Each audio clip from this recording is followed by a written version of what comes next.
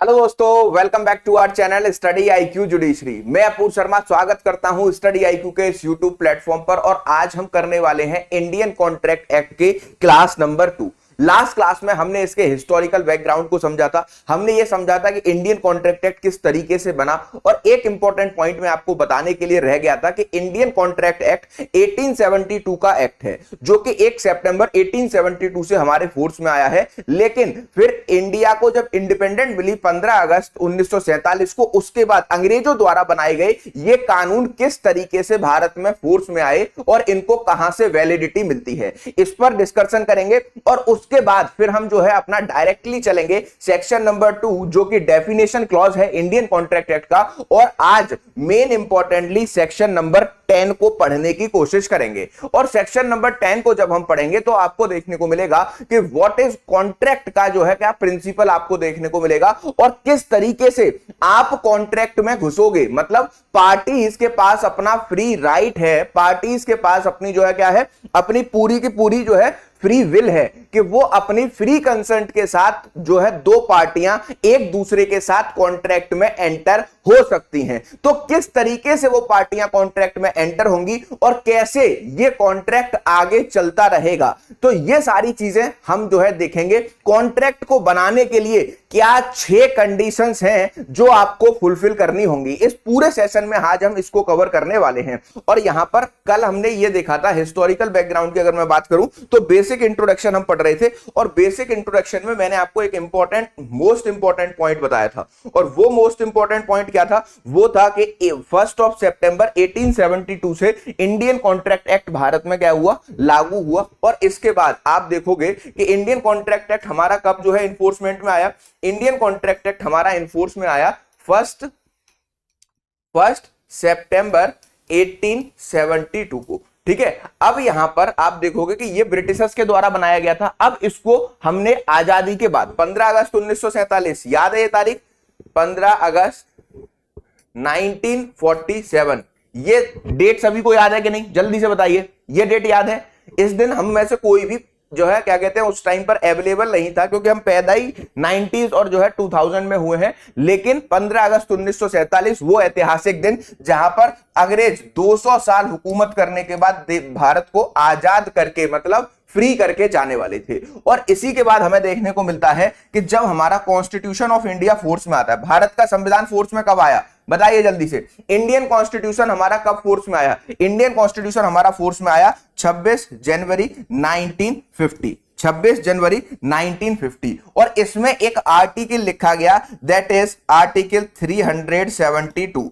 Article 372 जो कि आपका पार्ट नंबर जो है आपको 21 में देखने को मिलता है। पार्ट नंबर 21 में देखने को मिलता है कि 372 जो है हमारे इंडियन कॉन्स्टिट्यूशन का, वो क्या कहता है इसको एक बार समझ लीजिए, फिर हम क्लास को आगे कंटिन्यू करते हैं। ये कहता है कि जितने भी कानून हमारे जो है आजादी से पहले बनाए गए हैं, आजादी से पहले मतलब इंडिपेंडेंस से पहले 15 अगस्त 1947 से पहले बनाए गए हैं और वो भारत में एज इट इज काम करते हैं, मतलब फोर्स में आ चुके हैं, तो ऐसे सारे कानूनों को हम by the virtue of article 372 क्या करते हैं, वैलिडिटी देते हैं। वैलिडिटी क्या देते हैं कि वो जैसे इंडिया में आजादी से पहले काम कर रहे थे वैसे ही वो आगे काम करते रहेंगे। कैसे काम करेंगे? यहां पर एक इंपॉर्टेंट बात ध्यान रखनी है कि अगर वो हमारे कॉन्स्टिट्यूशन ऑफ इंडिया के जो बेसिक प्रिंसिपल्स हैं, बेसिक प्रिंसिपल जो उस टाइम पे आजादी के समय, उसके बाद आप देखोगे कि बेसिक स्ट्रक्चर की जो डॉक्ट्रिन है, अगर इसको जो है वॉयलेट नहीं करते हैं, अगर इसको वॉयलेट नहीं करते हैं तो वो सारे कानून हमारे लेजिस्लेचर पार्लियामेंट उनको जो है कंसेंट देगी और वो एज इट इज आगे काम करते रहेंगे।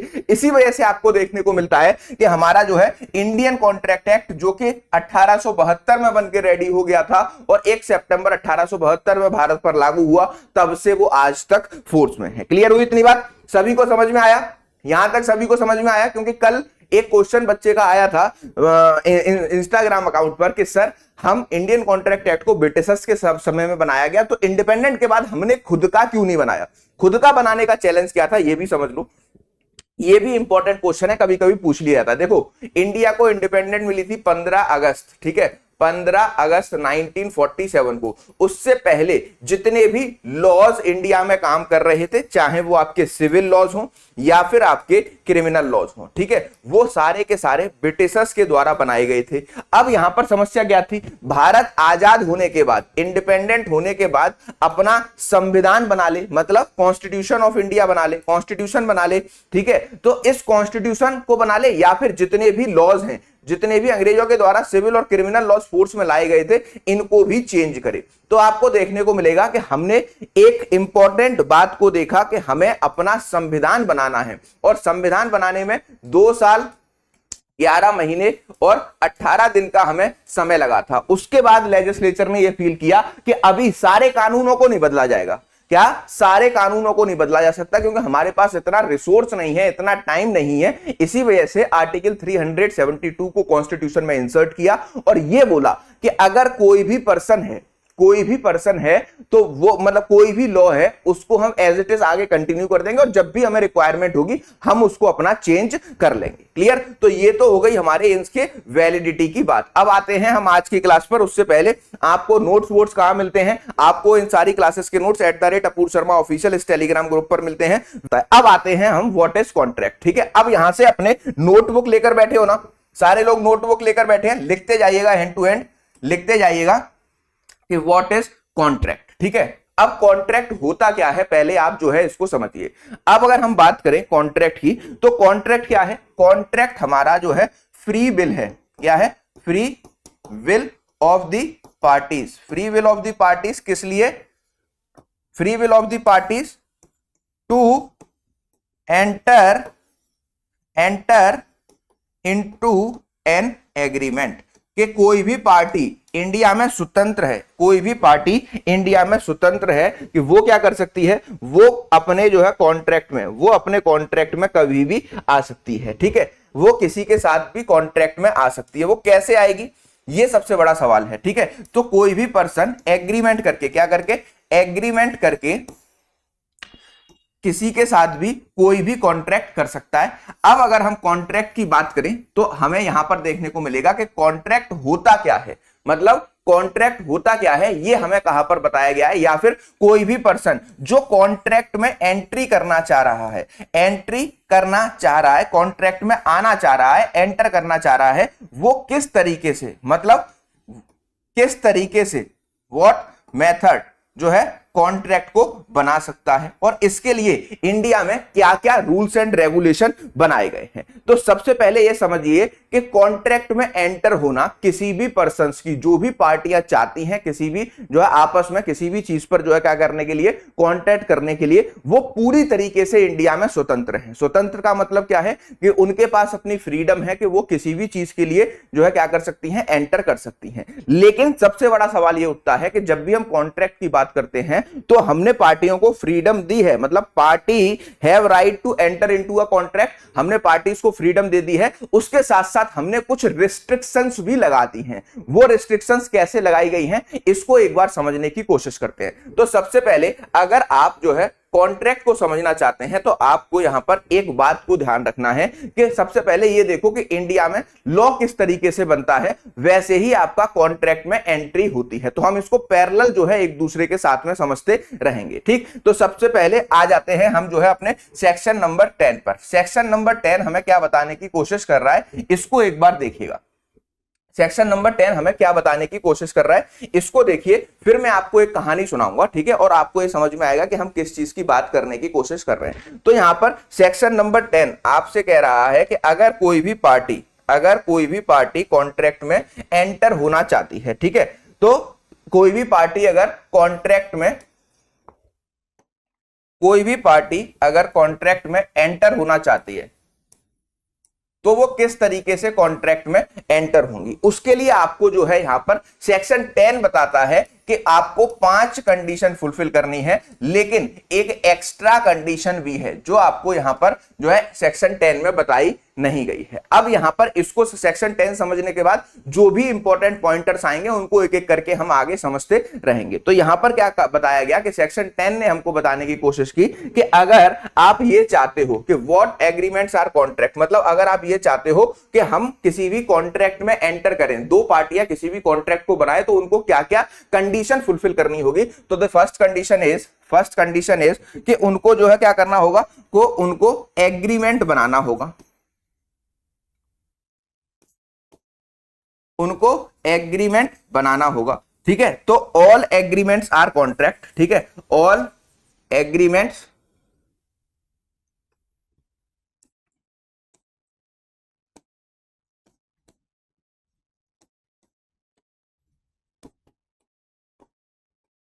फर्स्ट कंडीशन कि जितने भी एग्रीमेंट पार्टियां बनाएंगी वो सारे हमारे क्या कहलाएंगे, वो सारे हमारे कॉन्ट्रैक्ट कहलाएंगे। अब यहां पर क्वेश्चन ये उठेगा कि एग्रीमेंट क्या होता है, उसको भी समझेंगे, लेकिन अभी आप ये समझ देखिए कि बस हम सेक्शन 10 को बाइफिकेट कर रहे हैं कि सेक्शन 10 में हमारी क्या क्या बातें लिखी हुई है, फिर हम एग्रीमेंट पर भी आएंगे, एग्रीमेंट के बाद में जो जो चीजें निकलेंगी प्रॉमिस वगैरह उस पर भी आएंगे। तो सबसे पहले अगर कोई भी कॉन्ट्रैक्ट बनाना है तो उसके लिए आपको पार्टीज को एग्रीमेंट में एंटर होना होगा, और वो एग्रीमेंट जो होगा वो किस तरीके से होगा, आपको देखने को मिलेगा कि वो आपका फ्री कंसेंट होनी चाहिए, उसमें पार्टीज की फ्री कंसेंट आपकी होनी चाहिए। तो पहला हमारा क्या निकला, पार्टीज को एग्रीमेंट में एंटर करने के लिए तो ऑल एग्रीमेंट्स आर कॉन्ट्रैक्ट। दूसरा क्या निकला कि फ्री कंसेंट हमारी जो है पार्टीज की होनी चाहिए, जो भी पार्टीज कॉन्ट्रैक्ट में एंटर करना चाहती हैं वो। तीसरा यहां पर आपको देखने को मिलेगा कि ये जो पार्टीज हैं, थर्ड आपको देखने को मिलेगा कि ये जो पार्टीज हैं वो क्या है, वो कॉम्पिटेंट पार्टीज होनी चाहिए, कॉम्पिटेंट पार्टीज होनी चाहिए, या फिर आपके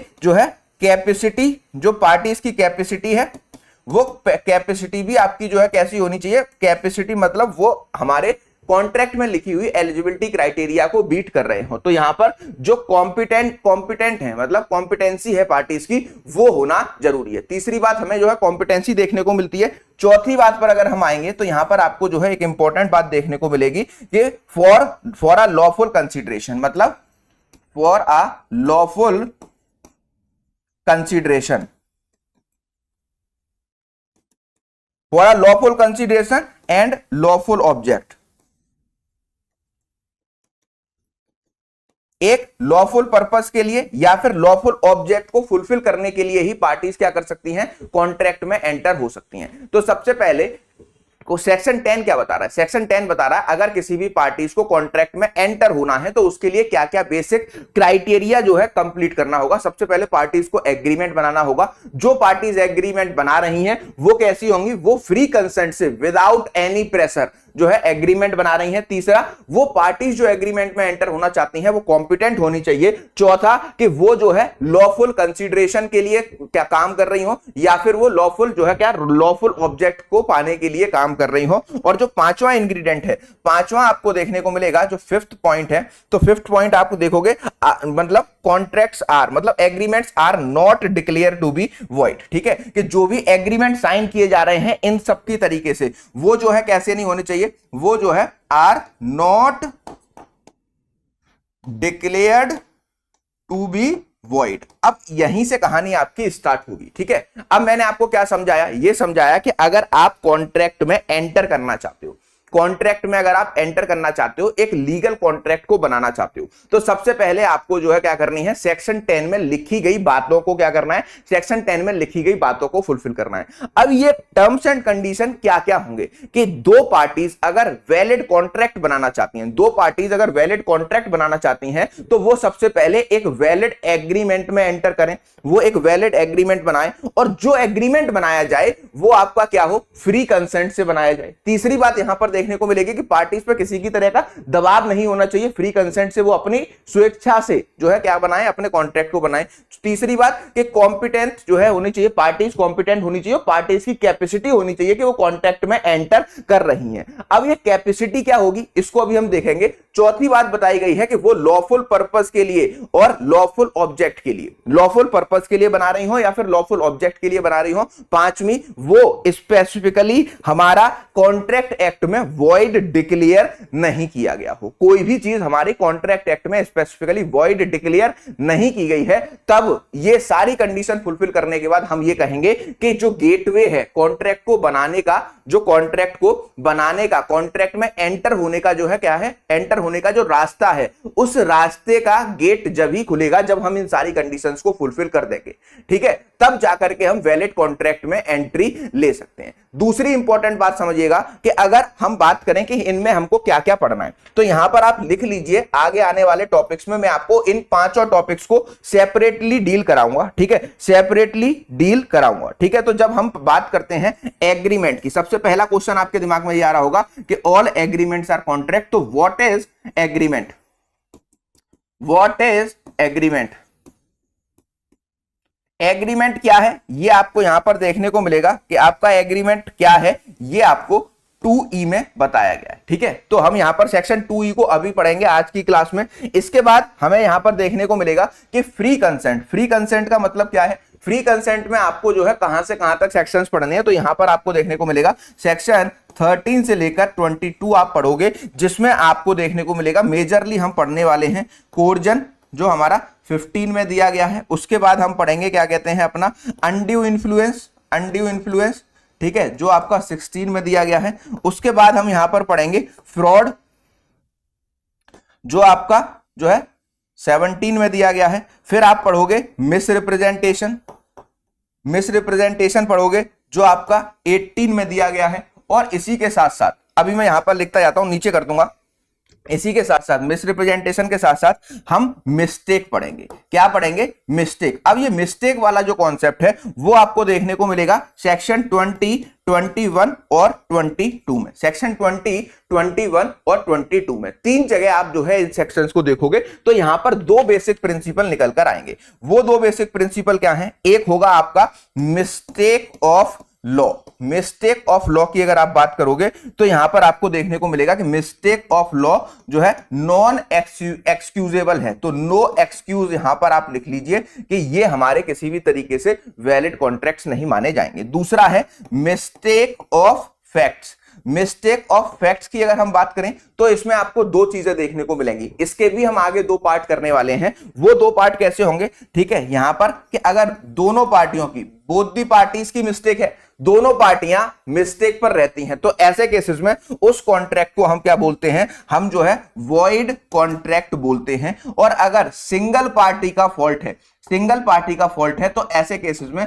वो हमारे वैलिड कॉन्ट्रैक्ट कहलाते हैं, वैलिड कॉन्ट्रैक्ट कहलाते हैं। देखो अभी सिर्फ मैं एक आपको बता रहा हूं कि अगर कोई भी पार्टी जो है कॉन्ट्रैक्ट में एंट्री लेना चाहती है तो वो सबसे पहले क्या करेगी, सेक्शन 10 में लिखी हुई बातों को फुलफिल करेगी। अब सेक्शन 10 में क्या लिखा है, सबसे पहले कि पार्टीज जो है कॉन्ट्रैक्ट में आएंगी, वो एग्रीमेंट साइन करेंगी। अब एग्रीमेंट क्या होता है ये मैंने आपको पढ़ाया नहीं है, अभी पढ़ाऊंगा, लेकिन एग्रीमेंट में आने के लिए उनके साथ में, वो जब एग्रीमेंट में आ रही होंगी तो उनके पास फ्री कंसेंट होनी चाहिए, फ्री कंसेंट के साथ साथ वो कॉम्पिटेंट पार्टीज होनी चाहिए, ठीक है, वो कॉम्पिटेंट पार्टीज होनी चाहिए। और कॉम्पिटेंट पार्टी के साथ साथ आगे आपको यहां पर देखने को मिला कि उनकी जो है क्या कहते हैं कंसीडरेशन, जिस काम, जिस पर्पस के लिए, जिस ऑब्जेक्ट के लिए वो काम कर रही है वो लॉफुल हो, वो लॉफुल पर्पस हो, ठीक है, लॉफुल पर्पस है। चार कंडीशन फुलफिल हो गई और पांचवी कंडीशन निकल कर आती है कि ऐसे सारे काम जो कि कॉन्ट्रैक्ट ने बोल दिया है कि हम नहीं कर सकते, लॉ ने बोल दिया है कि हम नहीं कर सकते,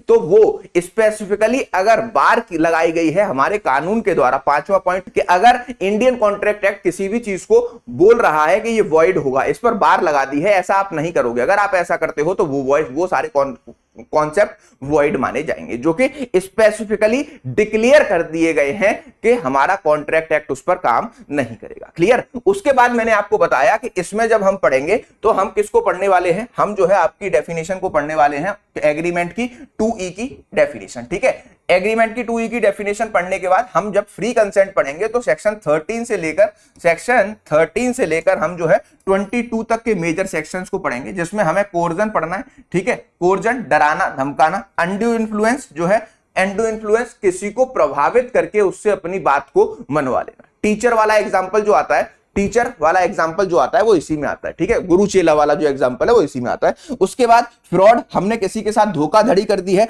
मिस रिप्रेजेंटेशन, किसी को जो है गलत विश्वास दिला दिया है, गलत विश्वास दिला दिया है कि ऐसी चीज है और वो उस विश्वास में हमारे लिए काम कर देता है, उसको हम मिस रिप्रेजेंटेशन बोलते हैं। मिस्टेक, मिस्टेक को बात करें तो आपको सेक्शन 20, 21, 22 ये तीनों पढ़ने हैं और ये बहुत ही ज्यादा इंपॉर्टेंट है।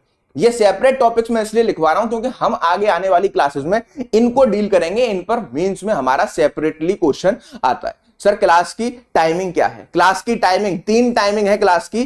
पहली, इंडियन कॉन्ट्रैक्ट एक्ट, भारतीय संविदा अधिनियम 1872 की जो क्लास है 12 बजे से लेकर 1 बजे तक होती है। दूसरी, जो नया सीआरपीसी है बीएनएसएस, वो 6 बजे से लेकर 7 बजे तक होता है।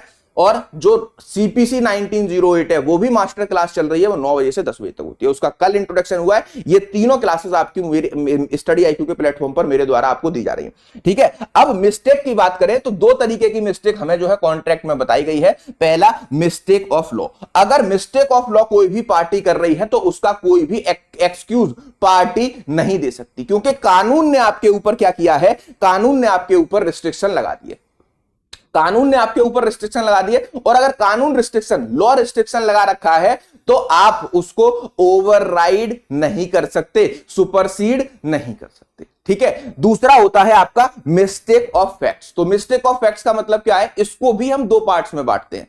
अगर मिस्टेक ऑफ फैक्ट्स में दोनों पार्टियां, मिस्टेक ऑफ फैक्ट्स में दोनों पार्टियां जो है क्या है, अपने फॉल्ट पर हैं, तो कॉन्ट्रैक्ट हमारा वॉइड हो जाएगा। याद रखना, प्रीलिम्स से क्वेश्चन यहीं से बनेगा, बार बार यहीं से क्वेश्चन बनेगा कि मिस्टेक ऑफ लॉ, तो उसमें कोई एक्सक्यूज ही नहीं है। मिस्टेक ऑफ लॉ, लॉ ने जो कहा उसको कोई आप वॉयलेट नहीं करोगे। दूसरा, मिस्टेक ऑफ फैक्ट्स की बात करें, अगर बोथ दी पार्टीज जो है क्या है, बोथ दी पार्टीज हमारी कैसे हैं, मिस्टेक ऑफ फैक्ट पर है, मतलब बोथ दी पार्टीज हमारे फैक्ट पर हैं, मतलब मिस्टेक ऑफ फैक्ट्स पर हैं, तो कॉन्ट्रैक्ट वॉइड हो जाएगा। और अगर एक है, ठीक है, एक है तो आपका ये हम वैलिड मानेंगे, ठीक है। इतनी बात समझ में आ गई, इतनी बात समझ में आ गई। अब आइए नीचे, लिख लिया ना ये सभी ने, अब आइए नीचे और तीसरी चीज पर चलते हैं।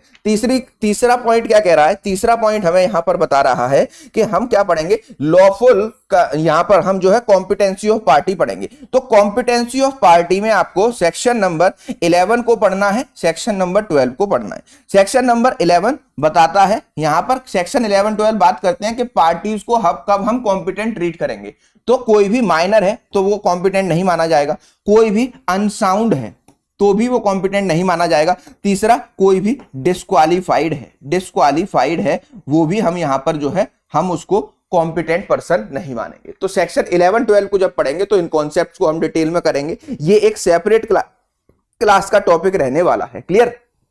अब आइए इसके बाद लॉफुल कंसीडरेशन और लॉफुल ऑब्जेक्ट पर। लॉफुल कंसीडरेशन और लॉफुल ऑब्जेक्ट की अगर हम बात करें तो यहां पर आपको देखने को मिलेगा कि जो हमारा लॉफुल कंसीडरेशन ऑब्जेक्ट है, तो लॉफुल कंसीडरेशन को हम 2D में पढ़ते हैं। किस में पढ़ते हैं, सेक्शन नंबर 2D में। इसके साथ साथ हम सेक्शन नंबर 25 को भी इसके साथ रीड करते हैं। किसको रीड करते हैं, सेक्शन नंबर 25 और 2D को हम यहां पर लॉफुल कंसीडरेशन के लिए रीड करते हैं। और लॉफुल ऑब्जेक्ट की अगर बात करूं तो यहां पर सेक्शन 23 से लेकर 25 तक हमें पढ़ना है। सेक्शन 23 से लेकर 25 तक हमें इसमें जो है पढ़ना होता है। इसके बाद हम जो है, इसके बाद एक इंपॉर्टेंट बात क्या है हमारी यहां पर कि जब, अब देखो, लॉफुल कंसीडरेशन और लॉफुल ऑब्जेक्ट का मतलब क्या है। लॉफुल कंसीडरेशन और लॉफुल ऑब्जेक्ट का मतलब है कि मैं जितने भी कॉन्ट्रैक्ट कर रहा हूं वो हमारे लॉफुल होने चाहिए, उनका पर्पस लॉफुल होने चाहिए। मैं आपसे ये कह दूं कि अपूर्व शर्मा क्या करेंगे, अपूर्व शर्मा नवीन राजपूत जी को जो है AK-47 देंगे और उसके बदले में नवीन राजपूत मुझे 100 रुपए देंगे।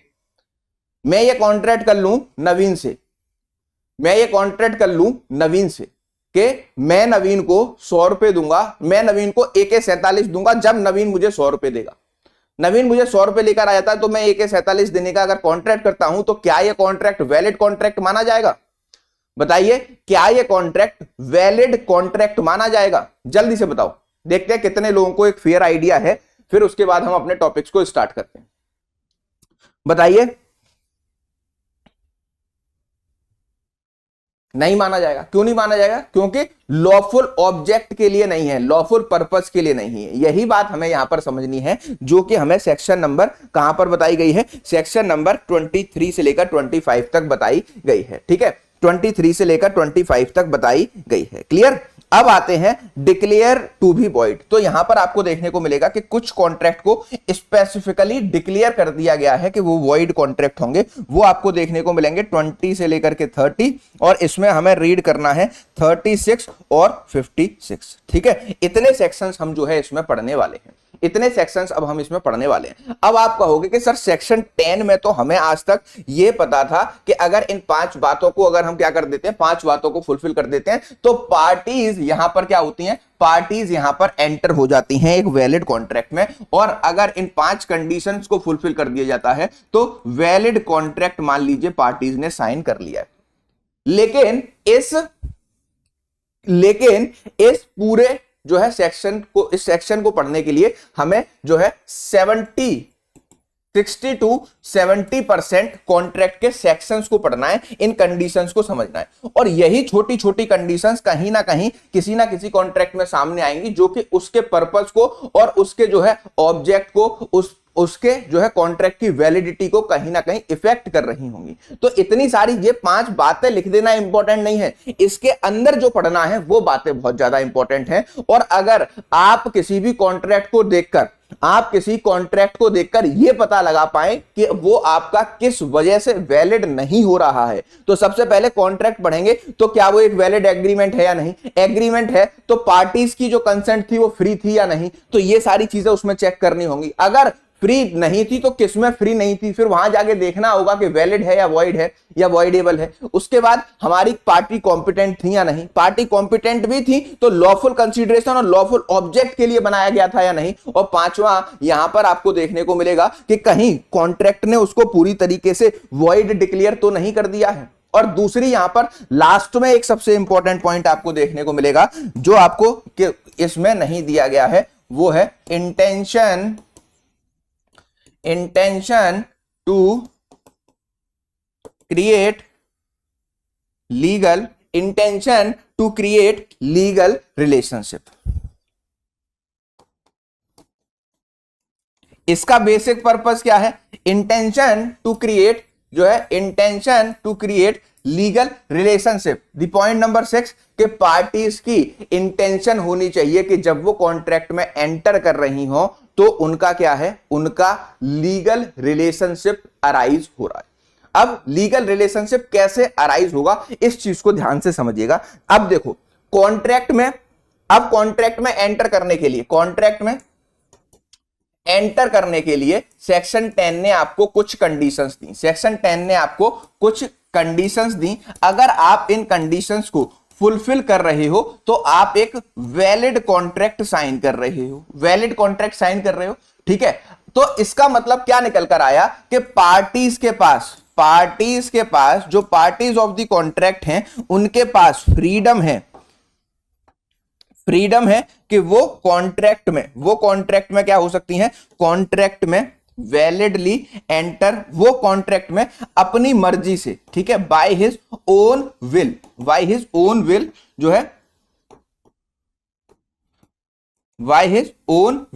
जो है कॉन्ट्रैक्ट में एंटर हो सकती है। ठीक है, अब जब पार्टीज को हमने अपनी विल से ही एंट्री दे दी है तो यहां पर हम ये कैसे डिसाइड करेंगे कि पार्टीज ने लॉफुल कंसीडरेशन की है, लॉफुल ऑब्जेक्ट को किया है या नहीं। अब यहीं पर आकर बहुत ज्यादा क्वेश्चन अटकते हैं। तो सबसे पहले इसका एक एग्जांपल लेते हैं कि हम जो है इसको किस तरीके से पढ़ते हैं। जैसे इंडिया में लॉ कौन बनाता है, ठीक है, व्हाट इज कॉन्ट्रैक्ट को मैं समझा रहा हूं, आपको समझिएगा। इंडिया में लॉ कौन बनाता है, इंडिया के प्रोस्पेक्टिव में देखें तो हमारा कानून कौन बना रहा है, यहां से स्टार्ट करते हैं। इंडिया में लॉ कौन बना रहा है,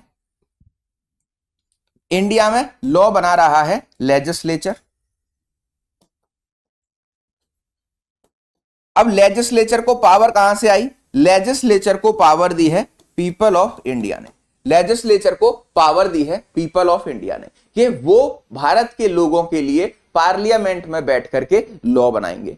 अब ये जो लेजिस्लेचर है ये जो लेजिस्लेचर है जब इंडियंस के लिए लॉ बना रहा है, इंडियन सिटीजन्स के लिए लॉ बना रहा है, तो इसकी ये पावर जो ड्राइव होती है वो होती है पीपल ऑफ इंडिया से। क्योंकि जब लोकसभा का चुनाव होता है, जो कि इस बार हुआ है अभी 2024 में लोकसभा का चुनाव होता है, तो हम अपने यहां से अपने डिस्ट्रिक्ट से एक पर्सन को सेलेक्ट करके भेजते हैं कि वो जाकर कहां बैठेगा, संसद भवन के जो है लोअर हाउस में बैठेगा, मतलब पार्लियामेंट के जो है लोअर हाउस में बैठेगा और जो भी सरकार के निर्णय होंगे उन निर्णयों में अपना मत रखेगा, उन निर्णयों में अपना मत रखेगा। तो इसी तरीके से पूरे भारत में जो है 545 लोकसभा सांसद होते हैं जिनको कि हर एक डिस्ट्रिक्ट से मेजरली चुनकर भेजा जाता है और वो भारत के लोगों के लिए कानून बनाते हैं। ये बात आपको पता है। ऐसे ही अब यहां पर क्या है, लेजिस्लेचर को ये पावर है कि वो आपके लिए लॉ बनाएगा, लेकिन जब लेजिस्लेचर इस कानून को बना रहा होगा, जब लेजिस्लेचर इस कानून को बना रहा होगा तो इसके ऊपर कुछ रिस्ट्रिक्शंस लगाई गई हैं, रिस्ट्रिक्शंस लगाई गई हैं। अब ये रिस्ट्रिक्शंस यहां पर क्या हैं, ये रिस्ट्रिक्शंस क्या है, अब हमने इस पर रिस्ट्रिक्शन क्यों लगाई? रिस्ट्रिक्शन लगाने का बेसिक पर्पस ये है कि अगर हम एब्सोल्यूट पावर दे देंगे किसी भी पर्सन को कानून बनाने की, तो वो अपने मनमाने ढंग से उसका मिसयूज करने लगेगा। इसी वजह से लेजिस्लेचर को लॉ बनाने की पावर तो दी, लेकिन उसके ऊपर रिस्ट्रिक्शंस लगाई। और ये रिस्ट्रिक्शंस कहां देखने को मिलती हैं? ये रिस्ट्रिक्शंस देखने को मिलती हैं आपके कॉन्स्टिट्यूशन ऑफ इंडिया में, कि पार्लियामेंट कोई भी लॉ बना दे कोई फर्क नहीं पड़ेगा, लेकिन वो basic structure, nature of the constitution या फिर हमारा जो पार्ट फंडामेंटल राइट और डीपीएसपी का पार्ट है उसको छोड़कर उसको वॉयलेट नहीं करना चाहिए। लेजिस्लेचर कोई भी लॉ बना सकता है।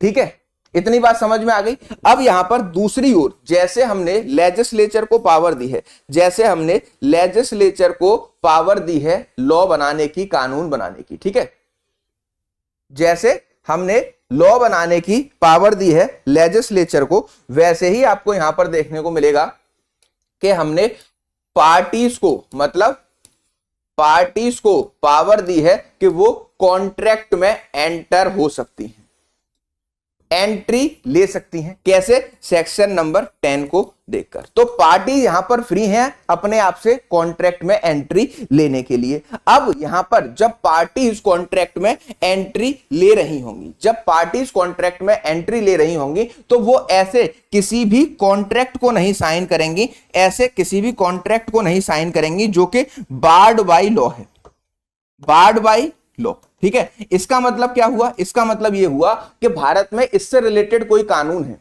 भारत में इससे रिलेटेड कोई कानून है जो, देखो दो चीजें हैं यहां पर इंपॉर्टेंटली समझना कि सेक्शन 10 ने क्या कहा कि मेरी एसेंशियल कंडीशंस, जो मैंने आपको 5 बातें लिखवाई हैं, 5+1, ठीक है, इन बातों को आप प्रूव कर दो, दोनों पार्टी आकर के प्रूव कर दो, तो आपका एब्सोल्यूट अधिकार है कि आप जो है किसी भी कॉन्ट्रैक्ट में जाकर एंट्री ले लोगे, कॉन्ट्रैक्ट साइन कर लोगे।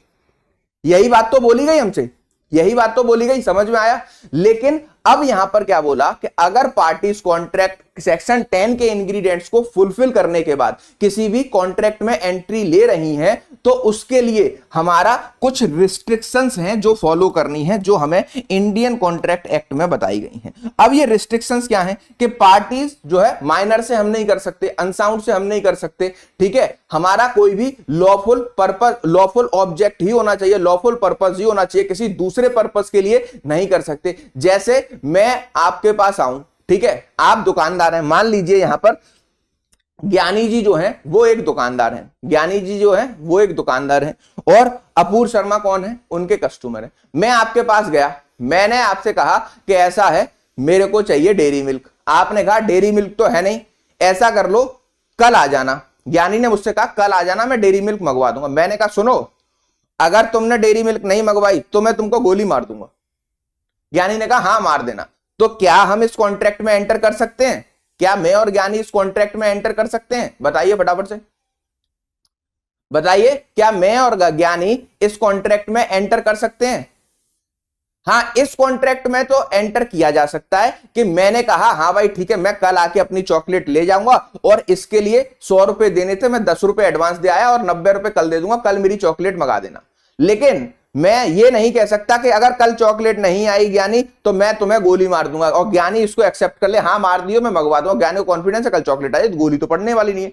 लेकिन क्या मैं इस तरीके के कॉन्ट्रैक्ट आपसे कर सकता हूं? नहीं कर सकता। क्यों? क्योंकि इंडियन कॉन्ट्रैक्ट एक्ट हमारा जो कहता, क्या कहता है कि आप पर रिस्ट्रिक्शंस लगाता है। अब देखो, अब यहां पर क्या है कि जब पार्टीज के ऊपर जो है राइट है कि वो अपने आप, उनके पास फ्री मतलब वो पार्टी जो है फ्री है कॉन्ट्रैक्ट में एंटर होने के लिए, कॉन्ट्रैक्ट में एंटर होने के लिए, लेकिन कुछ रिस्ट्रिक्शंस लॉ ने उनके ऊपर लगा रखी।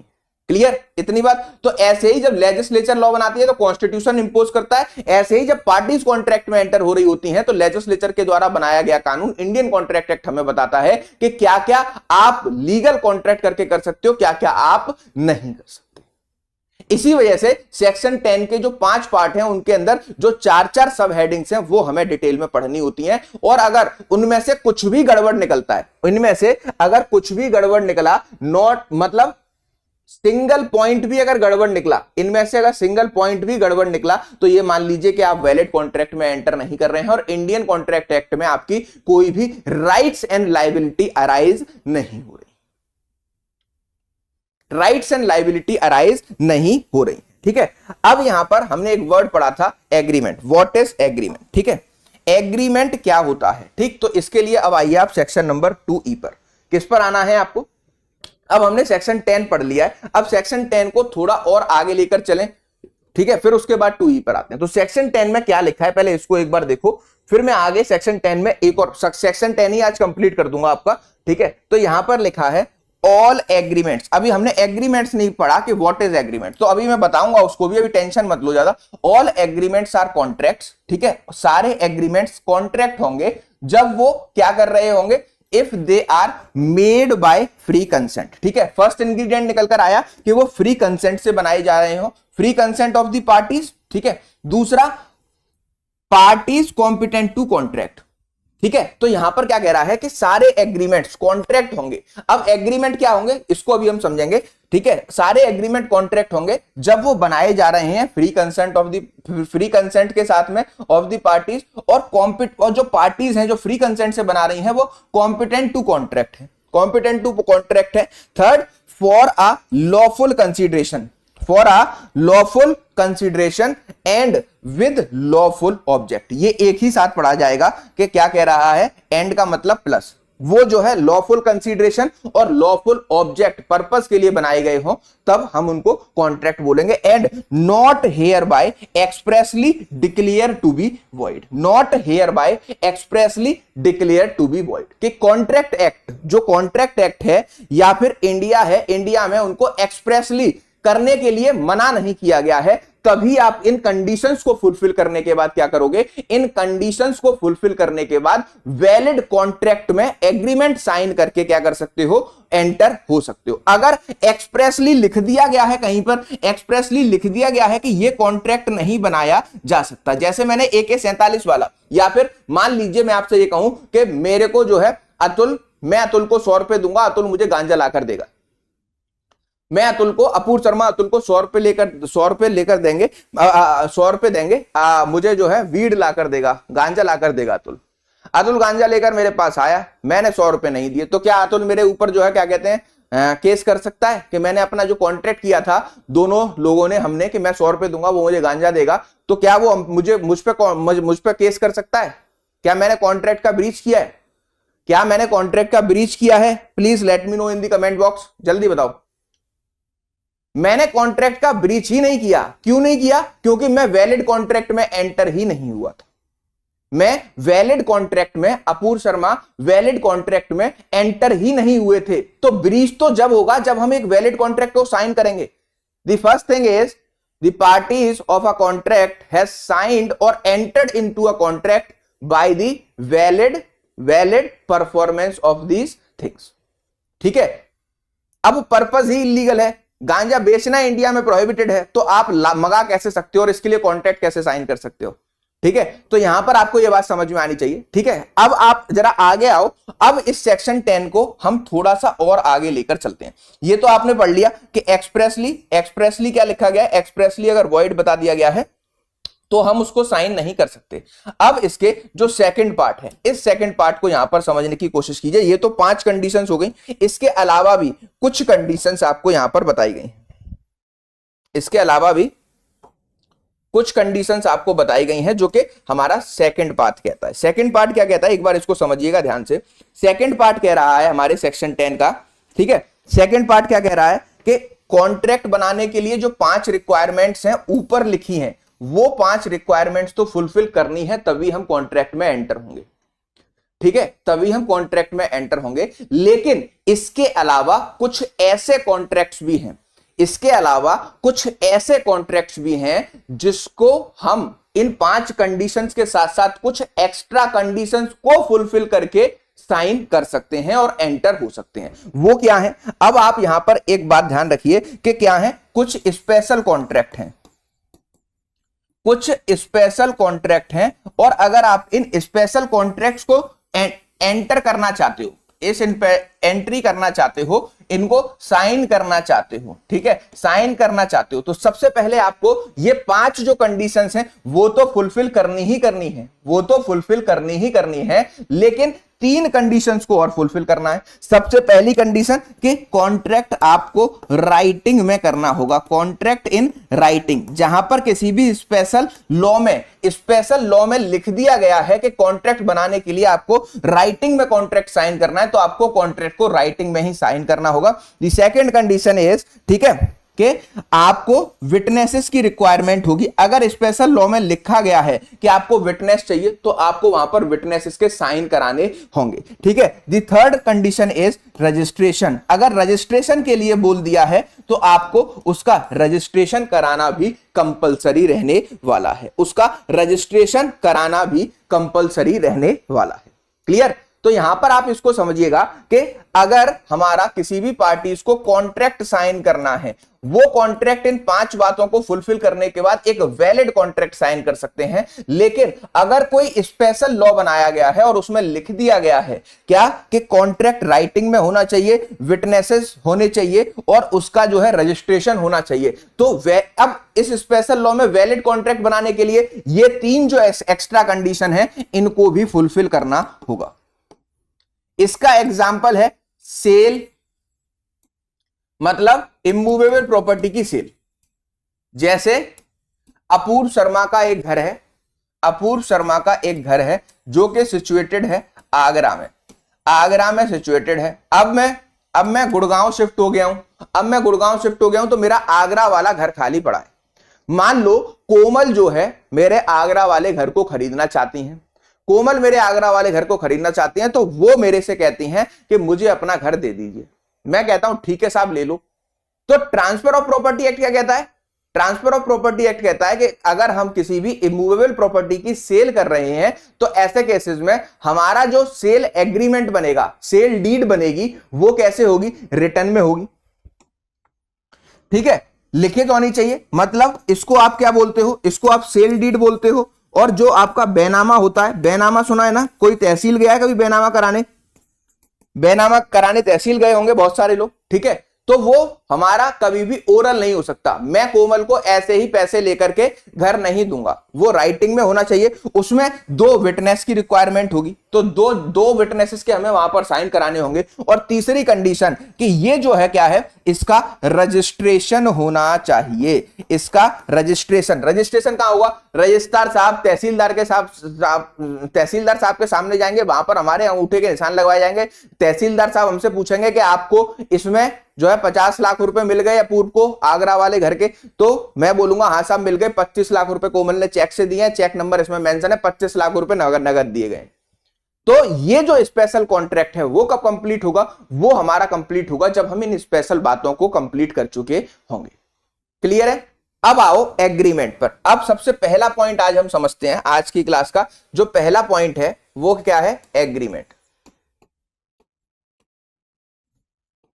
एग्रीमेंट की अगर डेफिनेशन देखोगे तो आपको जाना होगा सेक्शन 2H में। कहां जाना है? सेक्शन 2H में। क्लियर है? अब एग्रीमेंट को समझते हैं और फिर अब एग्रीमेंट हमारा पहला टॉपिक है। मैंने सेक्शन 10 की 5 कंडीशन बताई हैं, उसके फर्स्ट टॉपिक पर हम चल रहे हैं कि what is agreement.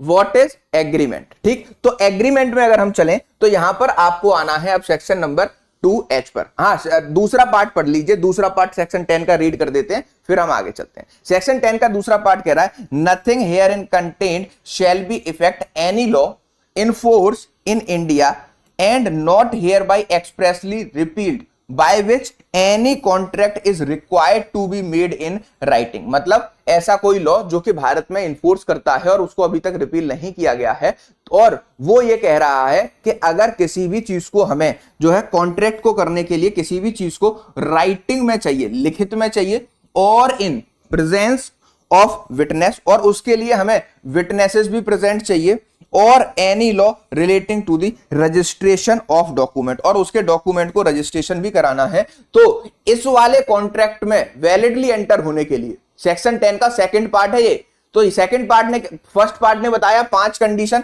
Second part ने बताया कि स्पेशल कॉन्ट्रैक्ट में एंटर होना है, तो स्पेशल कॉन्ट्रैक्ट के लिए भैया इन 3 कंडीशंस को और फुलफिल करके लाओ, तब मैं मानूंगा कि आपने वैलिड कॉन्ट्रैक्ट किया है। तो स्पेशल कॉन्ट्रैक्ट के लिए 8 कंडीशंस टोटल फुलफिल करनी होंगी। Now come to the first point, what is agreement?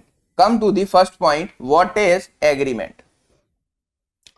ठीक है, हाँ, एग्रीमेंट पर आ जाते हैं। तो यहां पर क्या कह रहा है कि an agreement enforceable by law is a contract. तो ये तो कॉन्ट्रैक्ट की डेफिनेशन है। ठीक है, अब हमें एग्रीमेंट की डेफिनेशन पर आना है।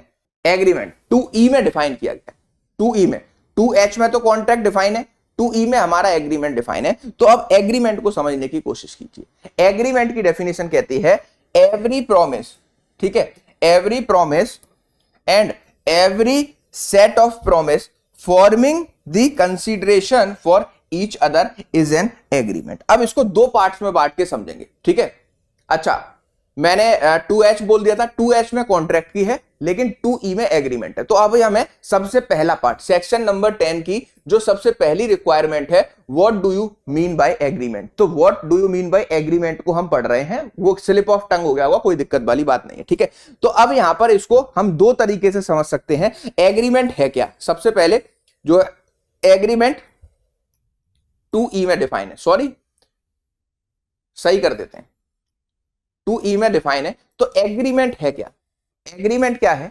अब देखो समझ में आपको कब आएगा, अभी एग्रीमेंट में एक वर्ड आ जाएगा प्रॉमिस। ठीक है, तो प्रॉमिस की एक सेपरेट क्लास होगी, तो जब प्रॉमिस को समझ जाओगे तब ये 3 क्लासें इकट्ठी होने के बाद आपको पूरा सेक्शन 10 समझ में आने वाला है। अब यहां पर क्या बोला, 2E हमसे बोला कि अगर हम एग्रीमेंट की बात करें तो एग्रीमेंट क्या होगा। ठीक है, तो एग्रीमेंट क्या होगा, यहां पर बोला गया है कि प्रॉमिस और सेट ऑफ प्रॉमिस। ठीक है, क्या बोला गया यहां पर कि एवरी प्रॉमिस, एवरी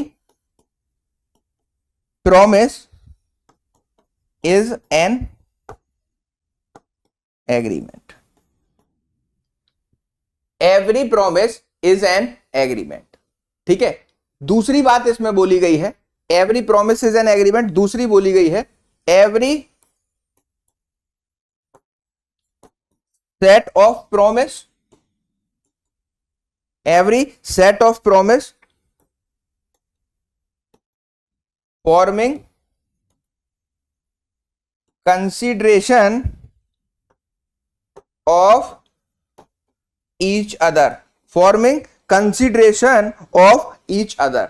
ठीक है, forming consideration of each other. ठीक है, अब यहां पर समझो 2 बातें बोली गई, what do you mean by agreement. तो 2E ने बताया कि every promise is an agreement. अगर कोई भी पर्सन दूसरे पर्सन से प्रॉमिस कर रहा है, एक पर्सन दूसरे पर्सन से प्रॉमिस कर रहा है, तो हम उसको क्या बोलेंगे, हम ये बोलेंगे कि उसने अपनी एंट्री किसमें कर ली है, एक एग्रीमेंट में कर ली। ठीक है, या फिर दूसरा पार्ट क्या बोला कि every set of promise, every set of promise forming consideration of each other. मतलब या 2 पर्सन एक दूसरे से, देखो पहले ने बोला कि एक पर्सन दूसरे पर्सन से किसी भी काम को करने की या ना करने की बात कर रहा है, तो हम उसको क्या बोल रहे हैं, हम उसको जो है प्रॉमिस बोल रहे हैं। यहां पर क्या बोल रहा है, यहां पर 2 पर्सन है, दोनों पर्सन एक दूसरे से कुछ करने की या कुछ ना करने की बात कह रहे हैं। दो पर्सन एक दूसरे से अपने जो है वादों को इंटरचेंज कर रहे हैं, तो इन सारी चीजों को भी हम क्या बोलेंगे, अगर दो पर्सन ऐसा करते हुए नजर आते हैं या ऐसा करते हैं तो वो भी हमारे जो है क्या बोले जाएंगे, वो भी हमारे यहां पर आपको देखने को मिलेगा, क्या बोले जाएंगे, हमारे यहां पर क्या बोले जाने वाले हैं, हमारे एग्रीमेंट बोले जाने वाले। क्लियर। अब यहां पर एक और सवाल आया, एक और सवाल आया। अब जो कॉन्ट्रैक्ट क्या है, सवाल में से सवाल बनेगा, सवाल में से सवाल बनेगा कि प्रॉमिस क्या होता है, प्रॉमिस क्या होता है। ठीक है, अब प्रॉमिस के लिए आपको पढ़ना है सेक्शन 2A, B और C। A, B और C। A, B और C का मतलब प्रपोजल क्या होता है, ऑफर क्या होता है, एक्सेप्टेंस क्या होती है। ठीक है, प्रपोजल क्या होता है, एक्सेप्टेंस क्या होती है, तब आपको ये सारी चीजें समझ में आएंगी। ठीक है, तब आपको ये सारी चीजें समझ में आएंगी। तो अगर मोटा मोटी आज की क्लास की अगर हम बात करें तो हमने क्या समझा, हमने ये समझा कॉन्ट्रैक्ट क्या होगा, बताइए हमने क्या समझा, कॉन्ट्रैक्ट क्या होगा, जल्दी बताओ। कॉन्ट्रैक्ट क्या होगा, हमने क्या समझा, कॉन्ट्रैक्ट होगा हमारा कोई भी एग्रीमेंट, एग्रीमेंट और एग्रीमेंट के साथ क्या होगा, agreement plus second condition is enforceable by, enforceable by law. ठीक है, तो कॉन्ट्रैक्ट सबसे पहले हमने सेक्शन 10 को समझा था कि कॉन्ट्रैक्ट में एंटर होने के लिए हमें 5 + 1 6 बातों को करना है, और अगर स्पेशल कॉन्ट्रैक्ट में जाना है, स्पेशल कॉन्ट्रैक्ट में जाना है तो 3 एक्स्ट्रा बातों को ऐड हमें करना है। ठीक है, तो कॉन्ट्रैक्ट क्या होगा, कॉन्ट्रैक्ट होगा कोई भी एग्रीमेंट, कोई भी एग्रीमेंट जो कि एनफोर्सिएबल बाय लॉ है। एनफोर्सिएबल बाय लॉ मतलब बार्ड बाय लॉ नहीं है, मतलब लॉ ने उसको बार नहीं कर रखा है, उस पर कोई भी बार्ड नहीं लगा रखी है। इतनी बात सभी को क्लियर है। इसके बाद फिर हमने देखा कि एग्रीमेंट क्या होगा, एग्रीमेंट होगा हमारा, ठीक है, every promise is an agreement. ठीक है, एवरी प्रॉमिस इज एन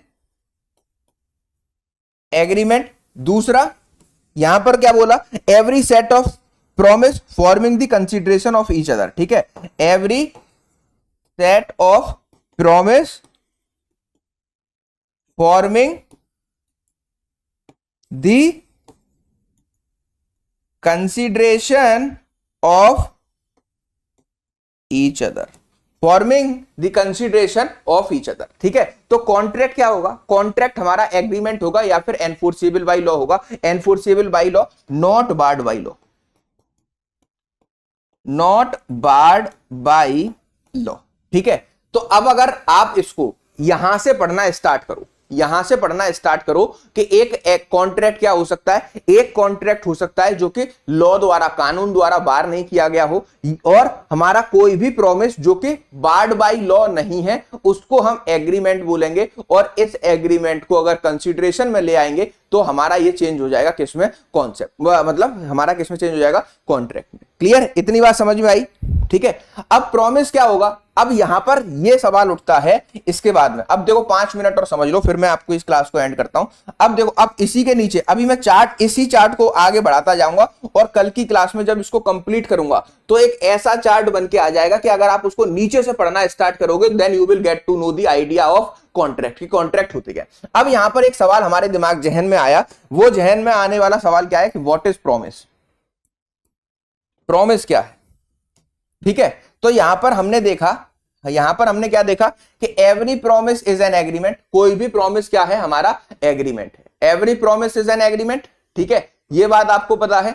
दूसरा, एवरी सेट ऑफ प्रॉमिस, ठीक है, वो क्या है, every set of promise, every set of promise forming the consideration of each other. एक दूसरे से अगर किसी भी पर्सन ने क्या कर दिया है, हमारा यहां पर प्रॉमिस कर दिया है, तो वो भी हमारा जो है क्या माना जाएगा, हमारा जो है एग्रीमेंट माना जाएगा। ठीक है, और तीसरी बात यहां पर निकल कर आई अब कि हमारा प्रॉमिस क्या होता है, इस चीज को समझाइए, प्रॉमिस है क्या, इस चीज को बताइए। तो प्रॉमिस के लिए मैंने आपको बताया है कि आपको क्या पढ़नी है, प्रॉमिस के लिए आपको जो है सेक्शन 2A, B और C पढ़ना है, A, B और C पढ़ना है। और अगर हम लिटरल मीनिंग में देखें तो प्रॉमिस क्या है, लिटरल मीनिंग में देखें तो प्रॉमिस क्या है,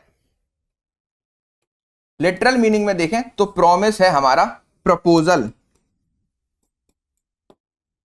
प्रपोजल या फिर आपका ऑफर, एक पार्टी के द्वारा दिया गया ऑफर, और दूसरा हमारा एक्सेप्टेंस,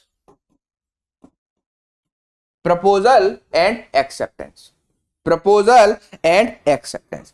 एक पार्टी अगर किसी के साथ कॉन्ट्रैक्ट में आना चाहती है, एग्रीमेंट में आना चाहती है, तो सबसे पहले वो क्या करेगी, सबसे पहले वो एक प्रपोजल भेजेगी, एक ऑफर बनाकर भेजेगी, ठीक है, दूसरी पार्टी के लिए जिसके लिए वो ऑफर बनाया जा रहा है, ठीक है, जिसके लिए वो ऑफर बनाया जा रहा है। और अगर दूसरी पार्टी इसको एक्सेप्ट कर लेती है, दूसरी पार्टी अगर इसको एक्सेप्ट कर लेती है, तो ये क्या हो जाएगा, ये हो जाएगा कि अगर कोई प्रपोजल भेजा गया, उसकी एक्सेप्टेंस आ गई, तो ये हो जाता है हमारा प्रॉमिस, ये हो जाता है हमारा प्रॉमिस। और अगर वो जो प्रॉमिस है, वो प्रॉमिस हमारा क्या होगा, हमारा जो है एनफोर्सिएबल बाय लॉ है, वो जो प्रॉमिस हुआ है एक दूसरे के बीच में, ठीक है। अब प्रॉमिस ये वाला नहीं होना चाहिए कि मैं जाकर के आपके लिए चांद ताड़े तोड़ लाऊंगा, या फिर मैं जाकर के चांद पे आपको बिठा दूंगा,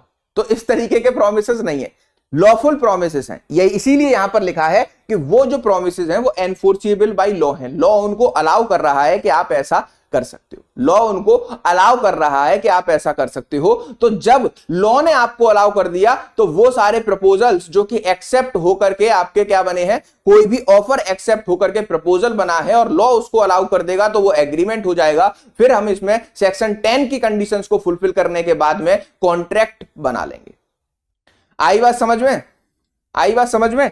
तो आप इसको अगर नीचे से पढ़ोगे, ठीक है, अब मैं कल की क्लास में आपको सेक्शन मतलब ऑफर समझाऊंगा और एक्सेप्टेंस समझाऊंगा। अब ये थोड़ा डिटेल में समझने की जरूरत है। अब इनके अंदर भी बाइफिकेशन है, इनके अंदर भी बाइफिकेशन है, तब आप इसको डिटेल में समझ पाएंगे। इनके अंदर का बाइफिकेशन भी हम कल समझेंगे, प्रपोजल और एक्सेप्टेंस। अब कोई बोल दे प्रपोजल मतलब डेली लाइफ में आप देखते हो कि हम जो है प्रपोजल करते रहते हैं, मतलब लड़के लड़कियों को प्रपोजल देते रहते हैं, कोई व्हाट्सएप के थ्रू दे रहा है, कोई कॉलेज में जाकर दे रहा है, कोई लाल गुलाब देकर दे रहा है, ठीक है। तो वो वाले प्रपोजल की बात नहीं हो रही है, बात हो रही है लीगल टर्मिनोलॉजी के प्रपोजल की, जो कि हम इंडियन कॉन्ट्रैक्ट एक्ट में पढ़ते हैं, जो कि हम इंडियन कॉन्ट्रैक्ट एक्ट में पढ़ते हैं। Is it clear? तो कल का जो हमारा टॉपिक रहेगा वो रहेगा proposal and acceptance, proposal and acceptance. देखो आज हमने सिर्फ और सिर्फ इतना पढ़ने की कोशिश की, सेक्शन 10 हमारा किस बारे में बताता है